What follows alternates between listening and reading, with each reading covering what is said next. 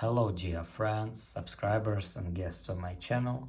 In this video I want to show and tell you how to check last played songs on Spotify. Please put your like, subscribe to my channel and share this video with your friends. And let's get started. So first we need to go to Spotify. After that you need to click to our account here and click listening history, and here you can see and check last played songs on Spotify. For example, today you can see albums, all artists, and that's all.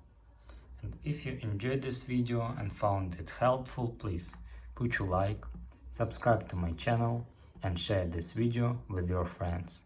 Bye bye everyone, see you later.